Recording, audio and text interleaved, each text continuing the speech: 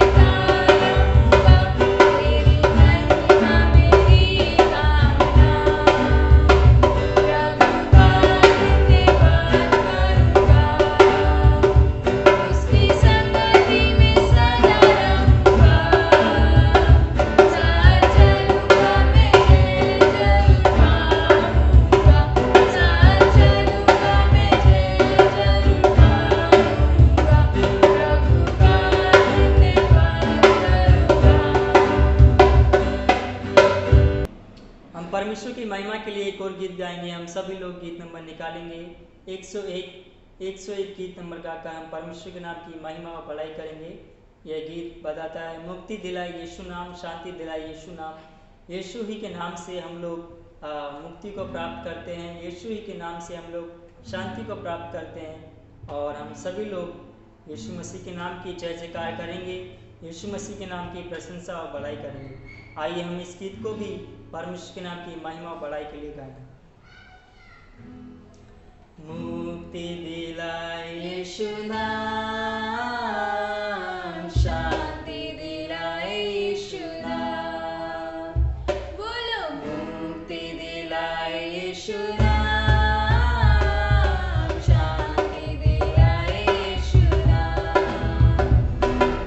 यीशु दया को बहता सागर, यीशु दया को बहता सागर, यीशु है दाता महान, यीशु है दाता महान। बोलो मुक्ति दिलाए यीशु नाम, शांति दिलाए यीशु नाम। बोलो मुक्ति दिलाए यीशु नाम, शांति दिलाए यीशु नाम। चरनी में तूने जन्म लिया यीशु, चरनी में तूने जन्म लिया यीशु, सूली पर किया विश्राम, सूली पर किया विश्राम। बोलो मुक्ति दिलाए यीशु नाम, शांति दिलाए यीशु नाम। बोलो मुक्ति दिलाए यीशु नाम, शांति दिलाए यीशु नाम। हम पर भी यीशु कृपा करना, हम पर भी यीशु कृपा करना। हम हैं पापी नादान, हम हैं पापी नादान। बोलो मुक्ति दिलाए यीशु नाम, शांति दिलाए यीशु नाम। बोलो मुक्ति दिलाए यीशु नाम, शांति दिलाए यीशु नाम। हम सबके पापों को मिटाने, हम सबके पापों को मिटाने, यीशु हुआ बलिदान, यीशु हुआ बलिदान। बोलो मुक्ति दिलाए यीशु नाम, शांति दिलाए यीशु नाम। बोलो मुक्ति दिलाए यीशु नाम, शांति दिलाए यीशु नाम। क्रूस पर अपना खून बहाया, क्रूस पर अपना खून बहाया, सारा चुकाया दाम, सारा चुकाया दाम। बोलो मुक्ति दिलाए यीशु नाम, शांति दिलाए यीशु नाम। बोलो मुक्ति दिलाए यीशु नाम, शांति दिलाए यीशु नाम। आइए हम आगे की आराधना के लिए प्रार्थना करें। हमारे प्रिय पिता परमेश्वर जी, एक बार फिर से हम आपकी उपस्थिति में आपके चरणों में आते हैं प्रभु जी, जो आपने हमारे जीवन में अनुग्रह दिया, आशीष दिया, इस आराधना में हमारी सहायता मदद किया प्रभु जी। मैं आपको धन्यवाद देता हूँ। आगे के समय में हमें संभालिए और अनुग्रह प्रदान कीजिए। यीशु नासरी जी के नाम से प्रार्थना करता हूँ, आमीन। आइए हम अपने अपने स्थानों से एक और गीत को गाकर परमेश्वर के नाम की महिमा और बड़ाई करेंगे। हम लोग गीत नंबर निकालेंगे 140 और इस गीत को गाकर हम परमेश्वर की स्तुति करेंगे।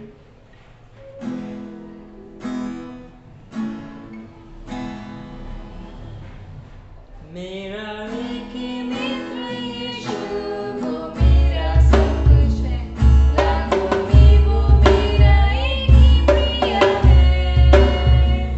वो शरण का गुलाब है और भोर का तारा है, लाखों में वो मेरा एक ही प्रिय है।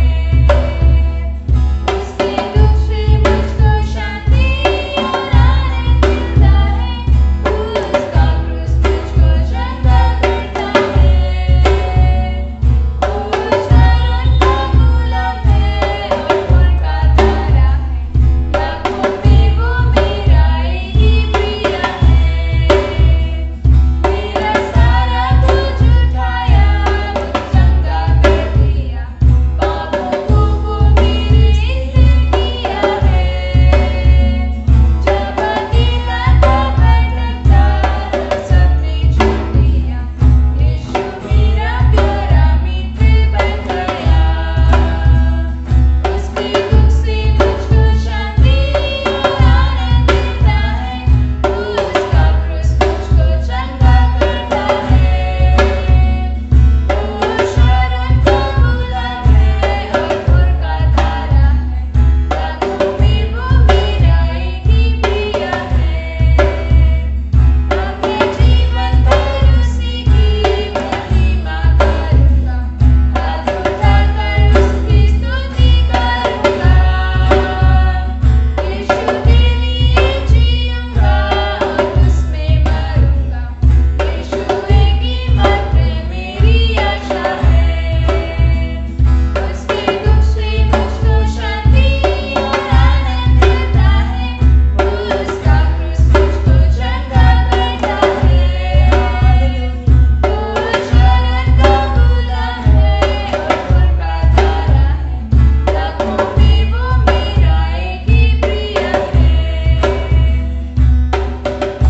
अभी हम प्रेरितों के विश्वास वचन में जाएंगे। हम सभी लोग अपने अपने स्थानों से परमेश्वर की महिमा के लिए, हम सभी लोग मसीह में एक भाई बहन हैं, इसलिए हम सभी प्रेरितों के विश्वास वचन को एक साथ पढ़ेंगे।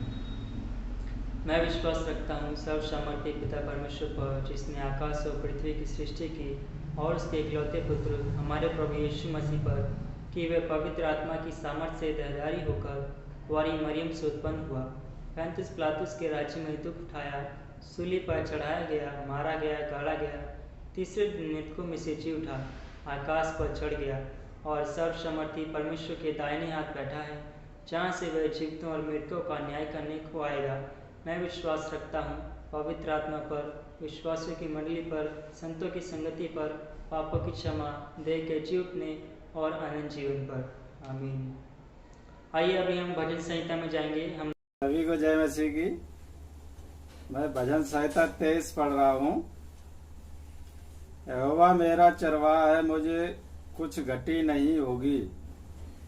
वह मुझे हरी हरी चराइयों में बैठाता है, वह मुझे सुखदाई जल के झरने के पास ले चलता है। वह मेरे जो जी में जी ले आता है, धर्म के मार्गों में वह अपने नाम के निमित्त मेरी अगुवाई करता है। चाहे मैं घोर अंधकार से भरी हुई तराई में होकर चलूं, तो भी हानि से ना डरूंगा, क्योंकि तुम मेरे साथ रहता है। तेरी सोंटे और तेरी लाठी से मुझे शांति मिलती है। तू मेरे सताने वालों के सामने मेरे लिए मेज बिछाता है। तूने मेरे सिर पर तेल मला है, मेरा कटोरा उमड़ रहा है। निश्चय भलाई और करुणा जीवन भर मेरे साथ साथ बनी रहेगी, और मैं यहोवा के धाम में सर्वदा वास करूंगा। आमीन।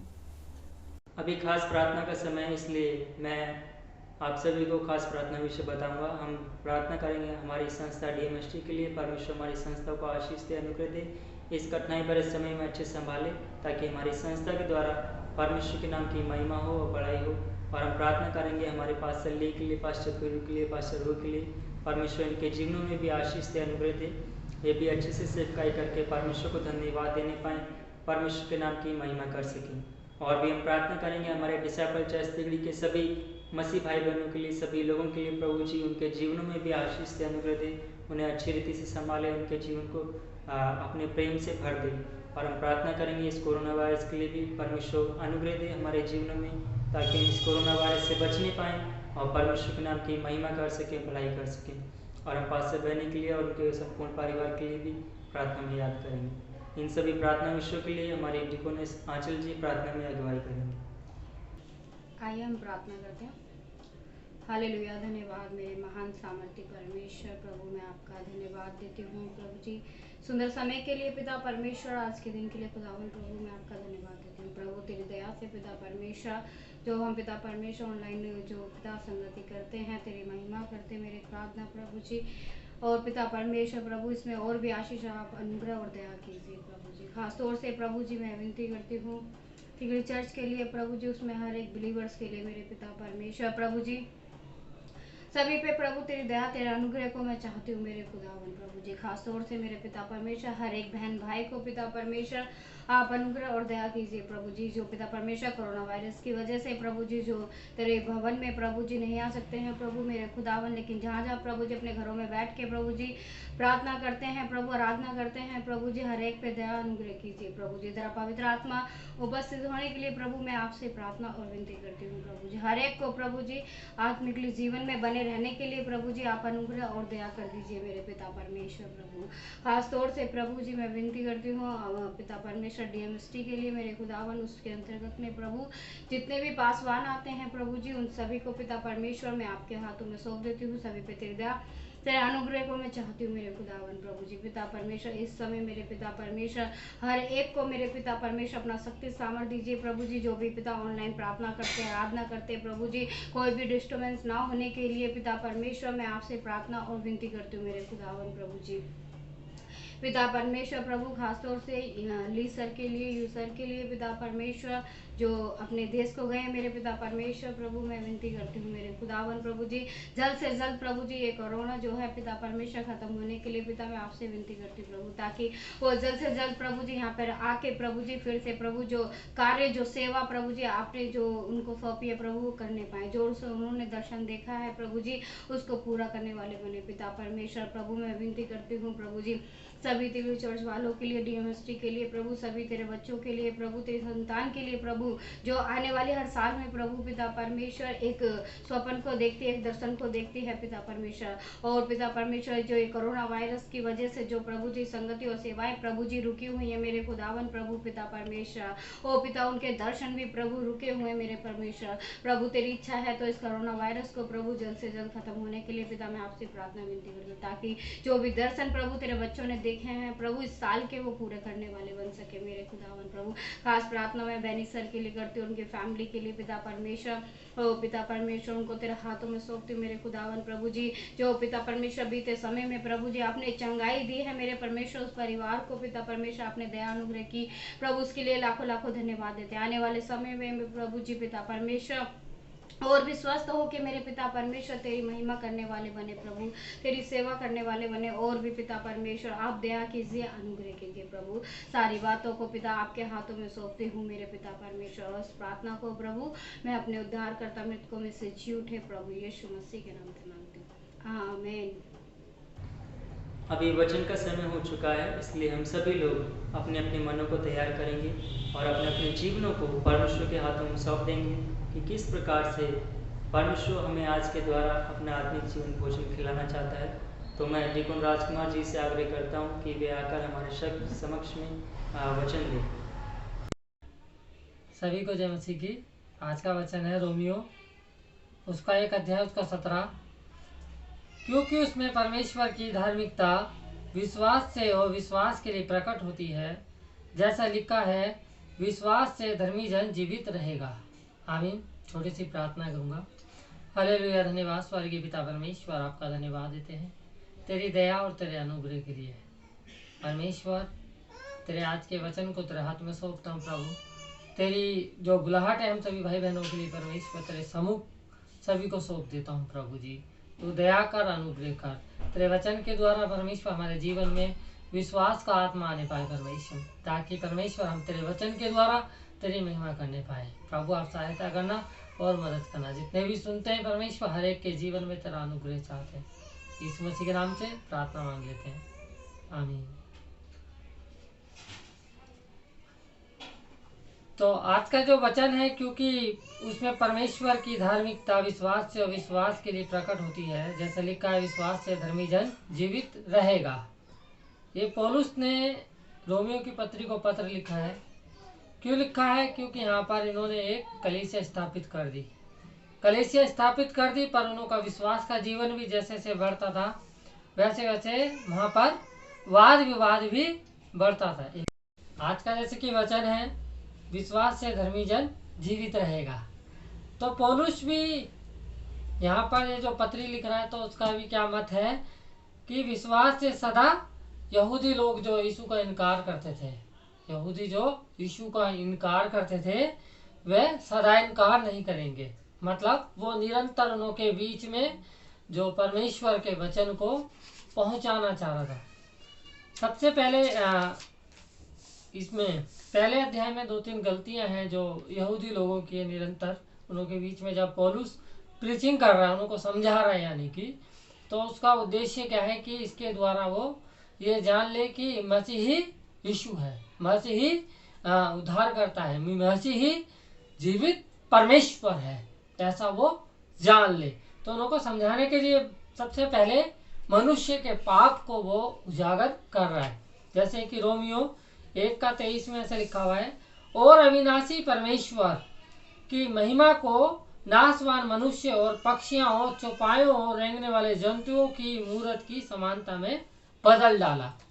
तो सबसे पहले इसमें क्या है, मनुष्य का पाप कैसे निर्भर हो रहा है, प्रकट हो रहा है कि अविनाशी परमेश्वर जो मनुष्य है वो विनाश क्या होता है, एकदम समाप्त होता है। पर यहाँ पे क्या लिखा, अविनाशी परमेश्वर जो कभी खत्म होने वाला परमेश्वर नहीं है, उसकी महिमा को, उसकी प्रशंसा को नाशवान मनुष्य मतलब पापी मनुष्य कैसे उसको खराब कर रहे हैं, और पक्षियों चौपायों रेंगने वाले जंतुओं की मूर्ति के समानता में बदल डाला है। आज हम देखते हैं कि मनुष्य कैसे कोई हाथी की मतलब कि गणेश की पूजा करता है, तो कोई सांप की पूजा करता है, तो कोई चूहे की पूजा करता है, तो कोई गाय की पूजा करता है। तो यहाँ पर क्या बोल रहा, वो रेंगने वाले जंतुओं की मूर्त की समानता में बदल डाला, यानी कि मूर्तियां बना ली है लोगों ने। किन लोगों ने? नाशवान मनुष्य ने। जो नाश हो रहा उस मनुष्य ने क्या करा, मूर्तें बना ली अपने अपने मतलब अपनी अकल के अपनी समझ के अनुसार उन्होंने मूर्तियां गढ़ ली, और उसमें ही परमेश्वर को खोज रहे, उसी में परमेश्वर को महिमा कर रहे।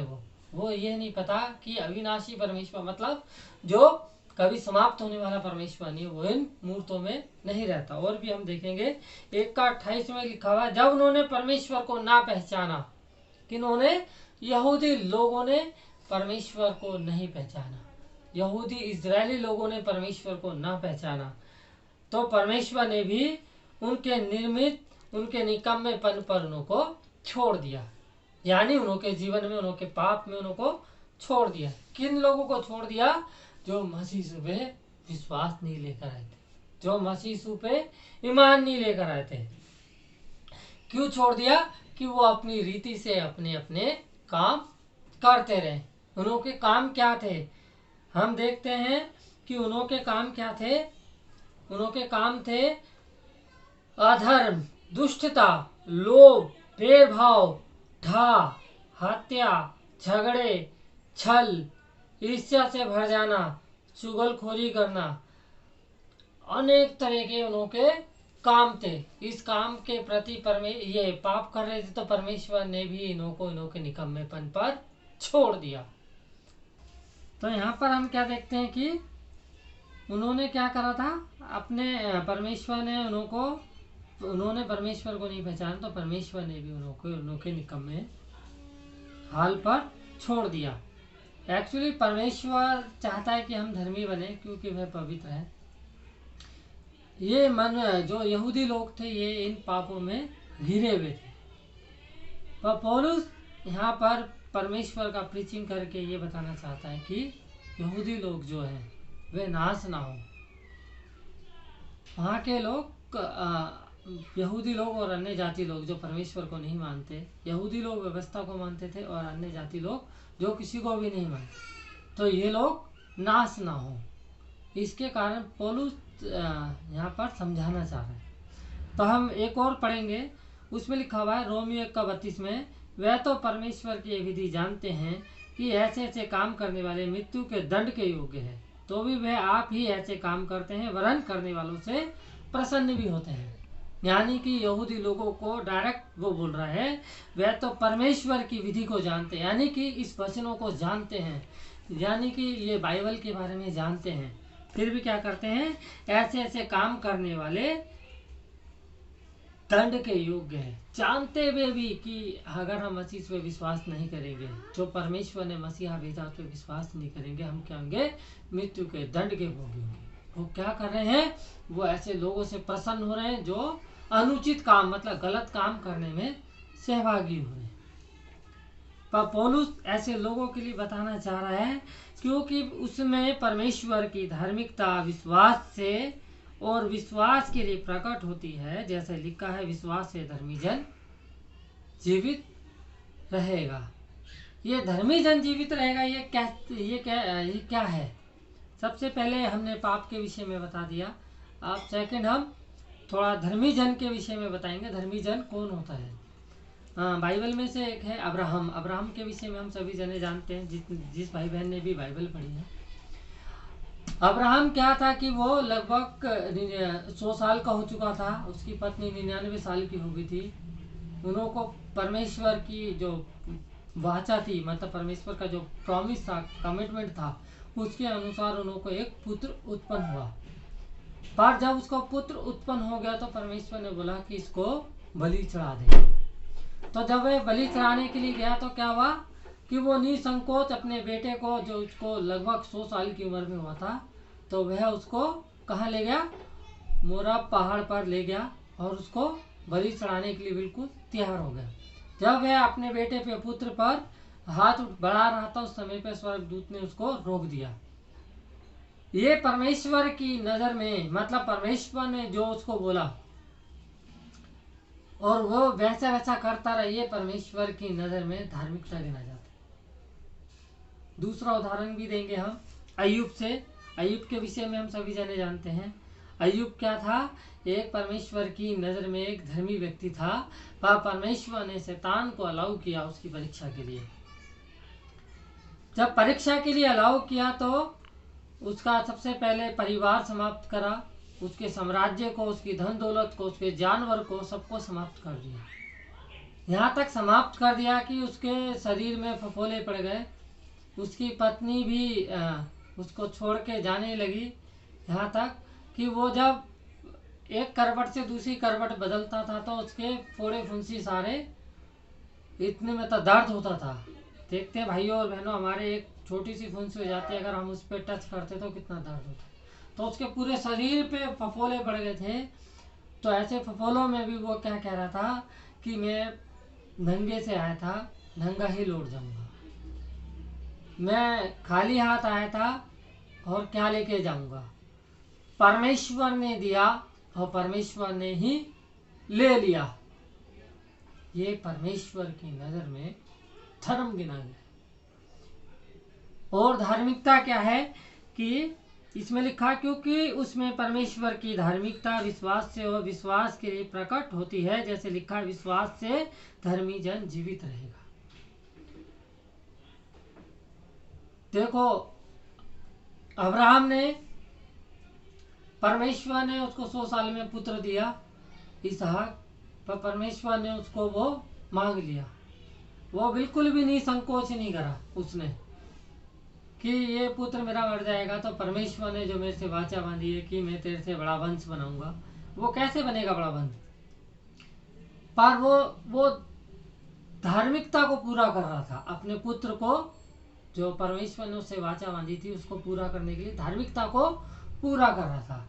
दूसरे नंबर पे अय्यूब को हम देखते हैं कि उसके शरीर में उसका परिवार समाप्त हो गया, उसकी प्रॉपर्टी चली गई, उसका जहाँ तक कि घर बार सब तबाह हो गया, यहाँ तक कि उसके शरीर में इतने फफोले पड़ गए, उसको पीड़ा इतनी होती थी कि लोग बाग भी उस पर क्या कहते थे, तूने परमेश्वर की निंदा करी होगी, परमेश्वर ने तुझे ये दंड दिया।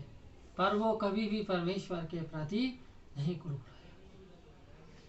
ये परमेश्वर की नजर में धार्मिकता ठहरी। और दूसरी धार्मिकता क्या है, सबसे इम्पोर्टेंट, यहाँ पे पौलुस कौन सी धार्मिकता के विषय में कह रहा है। यहाँ पे लिखा हुआ है कि धर्मी जन जीवित ठहरेगा, यानी कि ये अब्राहम ने और अय्यूब ने ये पूरा करा, तो इसका मतलब था कि ये दोनों परमेश्वर की नजर में जीवित ठहरे। अब तीसरे नंबर पे है हमारा प्रभु यीशु मसीह। हमारा प्रभु यीशु मसीह इस संसार में क्यों आया, सबसे इम्पोर्टेंट चीज ये है कि क्यों आया। अगर वो इस संसार में नहीं आता तो यहाँ पे क्या लिखा है, परमेश्वर की धार्मिकता उसके पुत्र यीशु में प्रकट की गई है। यीशु ने कभी पाप नहीं किया, वे हर तरह से पवित्र और धर्मी था, क्योंकि इब्रानियों 4:15 भी ऐसा बोलता है, क्योंकि हमारा ऐसा महायाजक नहीं जो हमारी निर्बलताओं में हमारे साथ दुखी ना हो सके। हमारा ऐसा महायाजक नहीं जो हमारी कमजोरी में हमारे साथ क्या दुखी ना हो सके, वरन वह सब बातों में हमारे समान तो परखा गया। सब बातों में मतलब उसके जीवन में भी दुख आया। जैसे आज हमारे जीवनों में कभी हम बीमार पड़ रहे हैं, कभी हमें आर्थिक परेशानी आ रही है, कभी हमें कोरोना का भय है, हम घर से बाहर नहीं जा रहे, कभी हम ये सुनने में आ रहा है कि हमारा वो रिश्तेदार खत्म हो गया, वो पड़ोसी भाई बहन कोरोना है। ये क्या है, ये हमारे दुख है। इसमें भी क्या वो परखा गया, उसके जीवन में भी ऐसी परेशानी आई तो भी वह निष्पाप ठहरा, यानी कि उसके पास कुछ भी पाप नहीं था। क्यों नहीं था, क्योंकि वह पिता की उस आज्ञा को पूरी कर रहा है। कौन सी आज्ञा इसमें लिखा हुआ है, क्योंकि उसने परमेश्वर की धार्मिकता विश्वास से और विश्वास के लिए प्रकट होती है।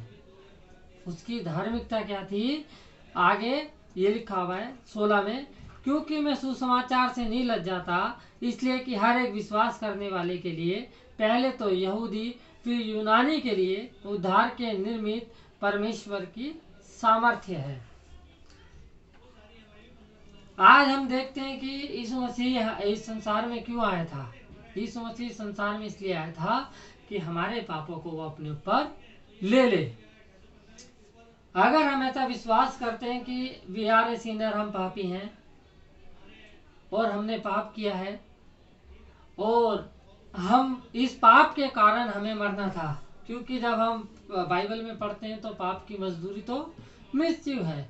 अगर हम ऐसा विश्वास करते हैं कि हाँ यीशु मसीह मेरे पापों के लिए मरा, तो इसका मीनिंग ये है कि यीशु मसीह ने हमारे पाप को अपने ऊपर ले लिया। ये यीशु मसीह ने हमारे पापों को अपने ऊपर क्यों ले लिया, क्योंकि परमेश्वर ने हम सभी से इतना प्रेम करा है कि उसने अपने इकलौते पुत्र को, मसीह यीशु को हमारे लिए दे दिया, ताकि वह उस धार्मिकता को जो परमेश्वर ने मसीह यीशु को संसार में भेजा। परमेश्वर हमसे प्रेम करने वाला था, इसी कारण से परमेश्वर ने मसीह यीशु को इस संसार में भेजा कि वह हमारे पापों के लिए अपने लहू को क्रूसीफाई करे, मतलब अपने लहू को बहा दे। देखो, जब मसीह यीशु हमारे पापों के लिए उसने क्या क्या सहा, कोड़े सहे उसने, कांटों का ताज सहा उसने इतने लोगों ने उसके ऊपर तरह तरह के आरोप लगाए, पर वो उसने कुछ भी पाप नहीं किया था। उसने अपने पवित्र लहू को बहा दिया। ये पवित्र लहू को बहाने का मतलब है कि वो परमेश्वर प्रभु यीशु मसीह मेमने के समान अपने आप को क्रूस पर बलिदान कर दिया और तीसरे दिन मृतकों में से जी उठा। जिस प्रकार से इसमें लिखा हुआ है कि विश्वास से धर्मी जन जीवित ठहरेगा, जिस प्रकार से मसीह यीशु क्रूसिफाइड हो गया, मतलब क्रूस पर चढ़कर तीसरे दिन मृतकों में से जी उठा, अगर हम परमेश्वर की अनुग्रह से, मतलब परमेश्वर मसीह में विश्वास करते तो हम भी उसके समान जिलाए जाएंगे। यहाँ पर एक बार ये देख लेंगे, 33 का 1 में ऐसे लिखा हुआ है, हे धर्मियों, यहोवा के कारण जय जयकार करो, क्योंकि धर्मी लोगों को स्तुति करना शोभा देता है। भजन संहिता 33 का 1 में ऐसे लिखा हुआ है, हे धर्मियों, यहोवा के कारण जय जयकार करो। यहोवा के कारण क्यों जय जयकार करें? क्योंकि यहोवा परमेश्वर ने अपने इकलौते पुत्र को हमारे लिए दे दिया ताकि हम जीवित रहें। और क्या लिखा हुआ है?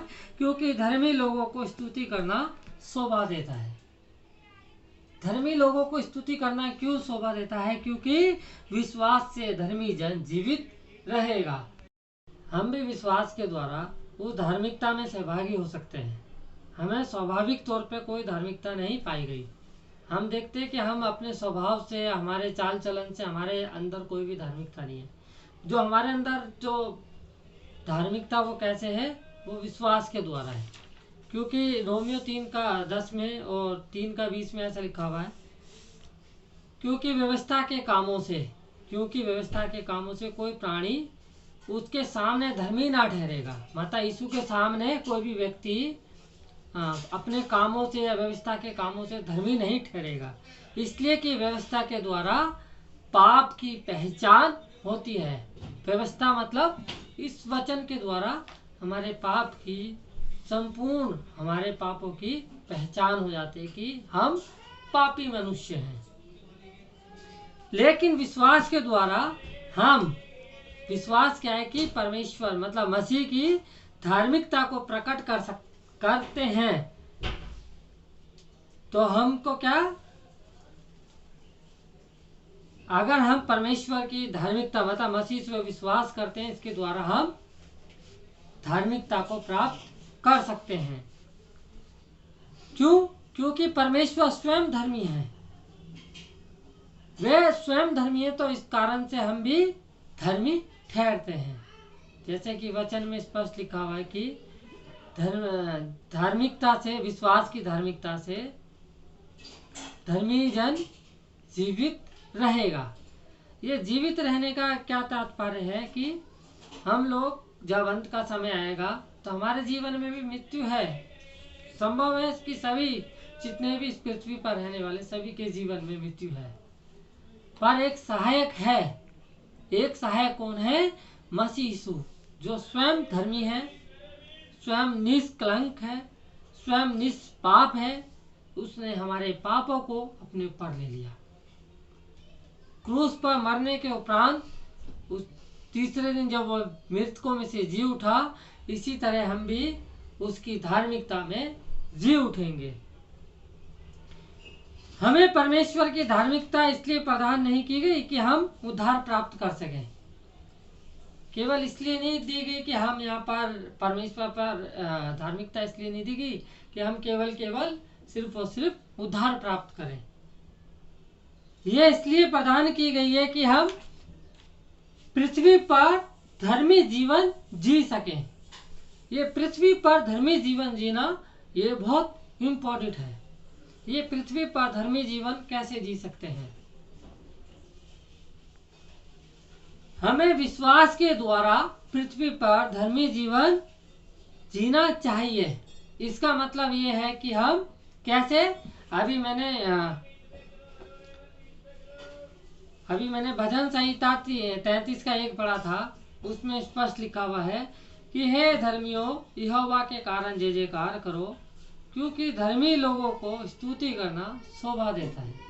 धर्मी लोगों को स्तुति करना शोभा देता है। तो ये धर्मी लोगों को स्तुति करना शोभा देता है, मतलब धर्मी जन हर संडे आराधना करना बहुत जरूरत। धर्मी जन हर समय अपने पापों का अंगीकार करना बहुत जरूरत है। धर्मी जन हर समय मसीह यीशु को स्मरण करना बहुत जरूरत है। धर्मी जन को, हाँ यीशु ने मेरे पापों को अपने पर ले लिया, ऐसा विश्वास करना बहुत जरूरत है। धर्मी जन के लिए यीशु ही मेरा प्रभु है, ऐसा विश्वास करना बहुत जरूरत है। धर्मी जन का कि यीशु मेरे लिए मेरे पापों के लिए क्रूस पे मर गया, ऐसा विश्वास करना बहुत जरूरत है। और साथ में परमेश्वर की स्तुति करना भी उसके लिए बहुत जरूरत है। अगर हम ऐसा करते हैं तो हम भी, जैसे कि आज का वचन है, विश्वास से धर्मी जन जीवित रहेगा, तो हम भी जीवित रह सकते हैं अगर हम ऐसा विश्वास करते हैं। तो ये हमारे खुद के हाथ में फैसला है कि हमारा विश्वास कैसा है। हम धर्मी व्यक्ति हैं कि नहीं, हम आराधना में शामिल होते हैं कि नहीं, हम यीशु को स्मरण करते हैं कि नहीं, हम प्रार्थना करते हैं कि नहीं, हम परमेश्वर के वचनों के अनुसार चलते हैं कि नहीं, हम मसीह यीशु मेरा सच्चा उद्धार करता है ऐसा विश्वास करते हैं कि नहीं, हम उसकी स्तुति में, उसकी महिमा के योग्य आराधना करने में सफल होते हैं कि नहीं। देखो चर्च में बहुत लोग जाते हैं, ज्यादा से ज्यादा उसमें से केवल दिखाने के लिए जाते हैं कि मैं केवल क्रिश्चियन हूँ, मैं मसीह हूँ, मैं प्रभु के हाथ, पानों का मन जो दुनिया में लगा, रूह का मन दुनिया में लगा। तो हमें चेक करना है कि हमारा मन मसीह यीशु में लगा हुआ है कि केवल दिखाने का मन है। अगर हमारा मन मसीह यीशु में लगा हुआ तो हम विश्वास से धर्मी जन जीवित रहेगा, ऐसा संभव है कि हमारे लिए भी ये वचन है कि हम भी विश्वास से जीवित रह सकते हैं। जीवित रहने का मतलब है कि हम विश्वास से स्वर्ग में जिलाए जाएंगे, जिस प्रकार से मसीह यीशु जिलाया गया। तो हमें चेक करना है कि हम कोई मूर्ति पूजा में, कोई संसारिक अभिलाषाओं में तो नहीं डूबे हुए। हमें चेक करना है कि हम विश्वास में खरे हैं कि नहीं। जिस प्रकार से विश्वास में खरा अब्राहम था, जिस प्रकार से विश्वास में खरा कौन था? अय्यूब था। जिस प्रकार से विश्वास में खरा दाऊद भी था, जिस प्रकार से विश्वास में खरा मतीहा भी था। उसने क्या करा था? अपने लूचपन के काम छोड़ दिए। लूचपन के काम क्या थे? वो चुंगी लेता था बेईमानी से। अगर उसके अंदर विश्वास नहीं होता तो वो जीवित नहीं ठहरता, वो भी आज क्या होता? मर जाता। पर यहाँ पर क्या था कि उसने विश्वास किया और अपने पुराने लूचपन के कामों को छोड़ दिया, यानी कि जो चुंगी लेता था वो काम को छोड़ दिया। तो भाई और बहनों, हमें खुद को फैसला करना है कि जैसे वचन में लिखा हुआ है कि मसीह की धार्मिकता कैसे प्राप्त की जाती है, विश्वास से धर्मी जन जीवित रहेगा। तो अगर हमें वो धार्मिकता पूरी करनी तो मसीह यीशु पे विश्वास करते हुए, उसकी स्तुति करते हुए, उसकी महिमा करते हुए अपने अपने जीवन को स्मरण करना है। जैसे कि वचन में स्पष्ट लिखा हुआ था कि इब्रानियों 4:15 में, क्योंकि हमारा ऐसा महायाजक नहीं जो हमारी निर्बलता में हमारे साथ दुखी ना हो सके, यानी हमारी कमजोरियों में। आज हम कोरोना में दुखी हैं, आज हम आर्थिक रूप से दुखी हैं, तो हमारा महायाजक भी दुखी है। तो हम सही रीति के साथ अपने जीवन को चलाएं और उसकी धार्मिकता में विश्वास के साथ जीवित रहें। सभी को जय मसीह की मैं प्रार्थना करूंगा। हालेलुया। धन्यवाद स्वर्गीय पिता परमेश्वर, तेरा धन्यवाद देते हैं तेरी दया, तेरे अनुग्रह के लिए। परमेश्वर सचमुच में प्रभु तू दयालु है। परमेश्वर तू हमसे प्रेम करता है। परमेश्वर अगर तू हमसे प्रेम नहीं करता तो मसीह यीशु को इस दुनिया में नहीं भेजता परमेश्वर, ताकि हम लोग उस पर ईमान लाने पाए और तेरी महिमा करने पाए। तेरे साथ परमेश्वर हम भी जीवित रह सके। परमेश्वर खुदावंत तेरा धन्यवाद देते हैं, सौभाग्य तूने हमारे जीवनों में दे दिया। प्रभु जी आज आपने रियलाइज करवा दिया परमेश्वर की मनुष्य व्यवस्था की जब पुस्तक देखता है परमेश्वर, उसके अनुसार पापी है परमेश्वर। इस पापी को परमेश्वर पाप की मजदूरी तो मृत्यु थी, पर तूने हमसे इतना प्रेम करा कि तूने अपने इकलौते पुत्र को दे दिया परमेश्वर, ताकि हम उस पर ईमान लाए परमेश्वर, और परमेश्वर नाश होने से बच जाए परमेश्वर, वरन हम धर्मी जन के समान जीवित रहने पाए परमेश्वर। तेरे धन्यवाद देते हैं प्रभु जी, तेरे अनंत प्रेम के लिए, तेरी दया, तेरे अनुग्रह के लिए। प्रभु जी आपने प्रार्थना सुनी, इसके लिए धन्यवाद देते हैं। यीशु मसीह के नाम से मांगते हैं, आमीन। मैं डिकोन राजकुमार जी का धन्यवाद देना चाहता हूँ कि परमेश्वर का वचन जो हमारे जीवन में दिया, परमेश्वर उनको आशीष दे और अनुग्रह दे। आइए हम परमेश्वर की महिमा के लिए दान एकत्रित करेंगे। हम अपने अपने स्थानों से गीत नंबर निकालेंगे 104। इस गीत को गाकर हम परमेश्वर की स्तुति और बड़ाई के लिए और उसकी सेवकाई के लिए अपनी अपनी जगह पर दान एकत्रित करेंगे। मेरे मन कर दे तारीफ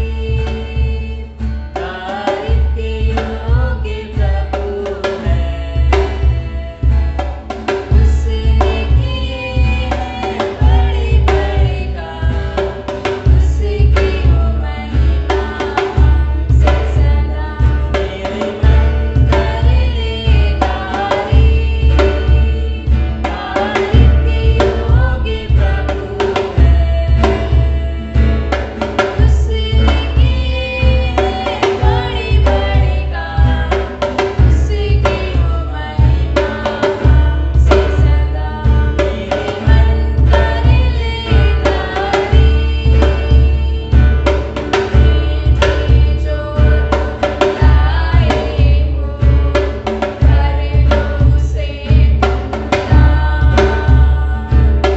बेटी जो तुम लाए हो, कर लो उसे तुम दान। दिल से चढ़ाए मिलकर हम धन्यवादों के ये बलिदान। दिल से चढ़ाए मिलकर हम धन्यवादों के ये बलिदान। मेरे मन कर ले तारीफ के योग्य प्रभु है, उसने किए हैं बड़े बड़े काम, उसकी हो महिमा हमसे सदा। मेरे मन कर ले तारीफ। आइए मैं इस दान के लिए प्रार्थना करूंगा। हमारे महान सर्व सामर्थी राजा जी, हम आपका धन्यवाद देना चाहते हैं। आपने जो हमें इस ऑनलाइन आराधना के द्वारा अनुग्रह दिया, आशीष दिया प्रभु जी, मैं इस दान के लिए प्रार्थना करना चाहता हूँ प्रभु जी, जो अलग अलग स्थानों से आपकी महिमा और आपकी सेवकाई के लिए प्रभु जी इकट्ठा किया गया है प्रभु जी। इस दान में प्रभु जी आपके स्वर्ग भंडार की आशीष दे दीजिए प्रभु जी। इस दान के द्वारा प्रभु जी आपकी सेवकाई आगे बढ़ने पाए, आपके नाम की महिमा बढ़ाइए प्रभु जी। हम लोगों ने जो प्रभु जी अपनी घटती में से प्रभु जी आपकी सेवकाई के लिए दिया है प्रभु जी, हम लोगों के जीवन में आपका अनुग्रह और आशीष दीजिए प्रभु जी। उन्हें दीजिए इस दान का प्रयोग प्रभु जी सच्चाई से आपकी सेवकाई में प्रयोग करते हुए आपको महिमा और बढ़ाई दे सकें। यीशु मसीह नासरी जी के नाम से प्रार्थना करता हूँ, आमीन। आइए हम अंतिम गीत गाकर परमेश्वर के नाम की महिमा करेंगे और बढ़ाई करेंगे। हम इस गीत को गाकर एक दूसरे को आशीष देंगे। हम गीत नंबर निकालेंगे 29 गीत नंबर हम निकालेंगे और इस गीत के द्वारा हम अपने सभी भाइयों बहनों को जो भी इस ऑनलाइन वर्शिप में जुड़े हुए हैं उन्हें आशीष देंगे। यहोवा